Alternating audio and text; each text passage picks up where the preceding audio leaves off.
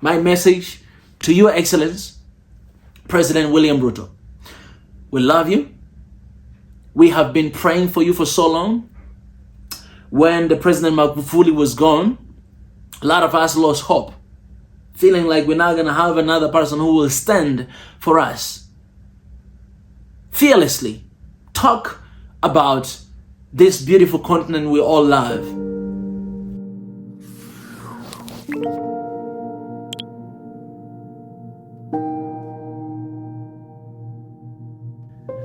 Hey guys, welcome back to Swahili Nation, One Africa. And as you can see guys, broadcasting live from Ethiopia, Addis Ababa. Alright guys, I wanna talk about something a little bit today. And it's about President of Kenya, William Ruto. Let me just say this first of all, that William Ruto, the President of Kenya, must be protected at all costs. All Kenyans across the world, all Africans around the globe, you must stand with William Ruto. This is what we have been asking for so long time, to have leaders who will be courageous enough to speak to the Western world, to address towards all these unfair systems that they were initiated long time before even our country existed. And they are still manipulating, they're still harming us today.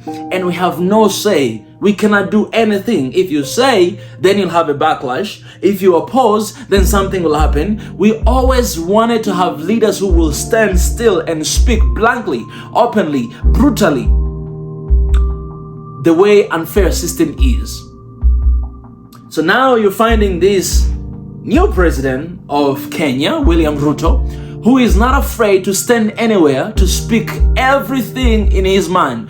The matter of fact, everything in his heart, things that all of us Africans, we know and we agree about.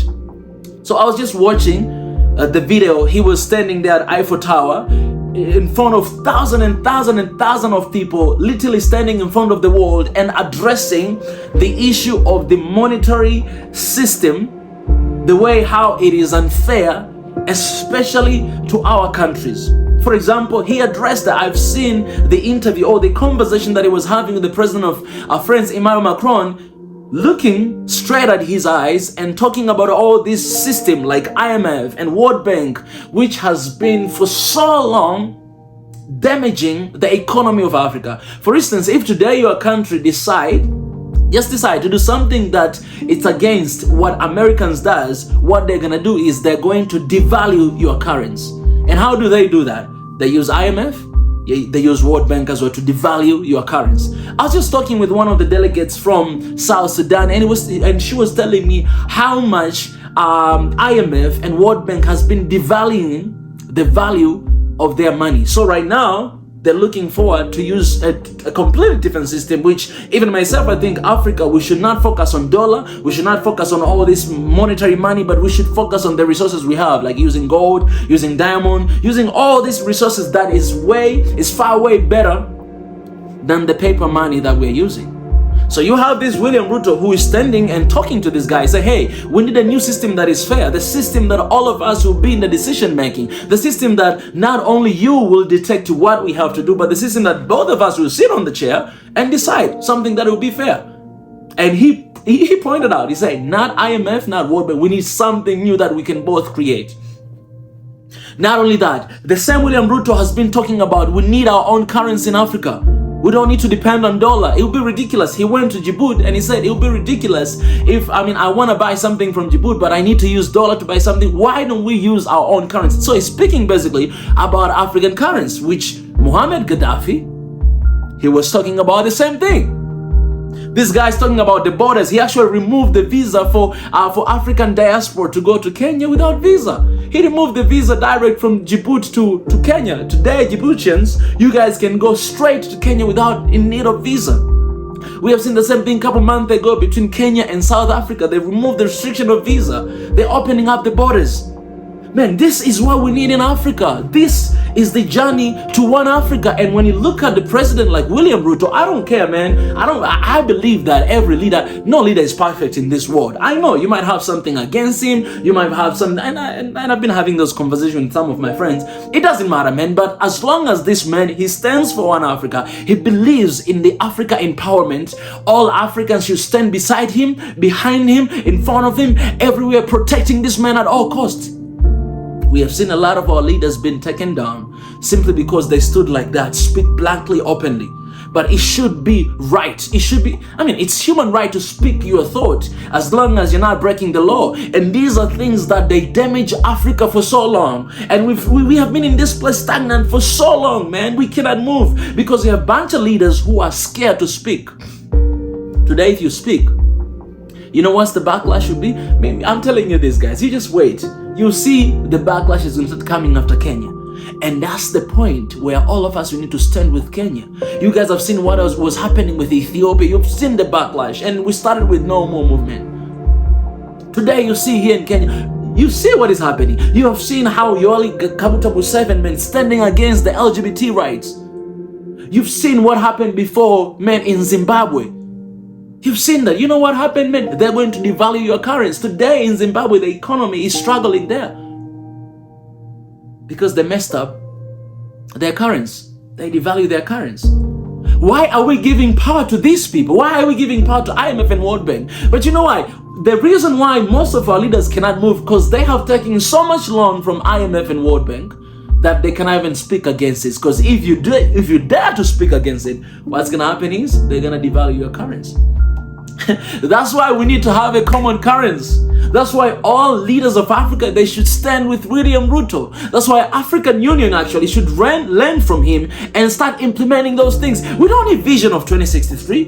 What the hell is that? Man, 2063, do you know from now till 2063, it will be 40 years from now? Most of you guys, I will be 70 years of age. If God will give me that long to live, I'll be 70 years of age. Most of these guys, they ain't gonna be alive. Most of guys who are working in the African Union, they're not gonna be alive. What does that mean? Whatever they're working on right now is not for them. So they don't see the urgency of doing it as soon as possible. You know what I'm saying? But if we say that we need this in 10 years from now or in 5 years from now, there'll be an urgency of working hard. There'll be an urgency of giving everything they can so that we may achieve this. But 2063, are you kidding me? 40 years from now? We don't have that time. We don't have that luxury of time. Our people continue to die. Look at Sudan, people are killing one another. Look at everywhere across the continent. Look at Ethiopia. Look at Congo. Look at all these kind of things are still happening. There's an urgency of having one Africa right now. There's an urgency of having common currency right now. There's an urgency of having one passport right now. There's an urgency of having the phone code, the similar phone code for the entire continent right now. There's an urgency to have the new monetary financial system that is going to work for both of us freely and fair. It's no longer the time for Africa to stay behind and to clap their hands and to ask and beg. No, it's the time for Africans just like a William Ruto to sit at the table and to detect. That's why I love William Ruto. That's why I love Yoweri Kaguta Museveni, regardless of their weaknesses and what they have not achieved. But I love and I value their opinion. People who stand for Africa no matter what. That's why I love R.I.P. John Pombe Magufuli. I love him for what he stood for the spirit of Africanism that he raised in all of us. Today, you have William Ruto. Man, Magufuli, he was just gone 2 years ago. He was gone 2 years ago for what he stood for. Today, you have William Ruto in Kenya speaking exactly the same things. What are we going to do, Africans? What are we going to do, African diaspora? Let's stand behind this man, man. Now, this is the momentum. All the leaders of Africa, man, stop being scared. People, we are ready. We are ready. Man, if you have a gun, it's already loaded. You're just about to shoot. That's how much people are ready. Youth, African youth, we are tired. We are exhausted. We are angry and hungry for change. When are you going to wake up and tap in this momentum? William Ruto have seen that. He's doing that. And he's not doing behind the closest door. Man, he went to Paris in front of thousands and thousands of people speaking about it. He goes everywhere. He speaks about all these ideas. He speaks about all these things that are going to transform not only Kenya, man. This man is not just standing for Kenya, standing for Africa. This guy, for me, he's an African president. William Ruto, African president. Nobody can argue with that. This guy's an African president. Because he can have a luxury of just sitting and just talk about his country, how to develop his country, but he constantly talk about Africa. How can we improve? How can we change? How can we do this and this? Every single day, man. And these are scary things. People, they usually don't talk about. This guy is talking. Things that we have been talking for all these years. I wonder if William Ruto is a fan of Swahili Nation. He's been watching Swahili Nation. Man, all of these things that we've been talking for all this time. You have the leader of the great nation of Kenya talk about it. What are we gonna do? William Ruto, the president of Kenya, His Excellence, Your Excellence, must be protected at all costs. Regardless of your tribe, your religion, your stand for whatever, this man is standing for Africa. We must stand beside him, we must stand behind him, and we must support him, and we must protect him, and we must talk about the ideas he's initiating. We must do that for the sake of our continent, man. I'm telling you, I don't see anything he's talking about himself. He's talking about the continent. He's talking about the continent. This guy is putting his life on the line to talk about the future of this continent. Why can we stand with him? So this is a call to everybody who is watching this video right now. Stand with William Ruto of Kenya, and any other leader who is going to stand for this continent, do not hesitate to stand for him. My message to Your Excellence, President William Ruto. We love you. We have been praying for you for so long.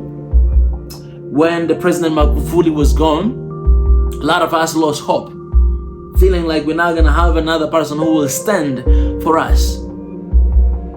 Fearlessly talk about this beautiful continent we all love. The future of this continent is in our hands, and we appreciate you for showing that publicly wherever you go, because we're gonna stay here for longer than you're going to stay here.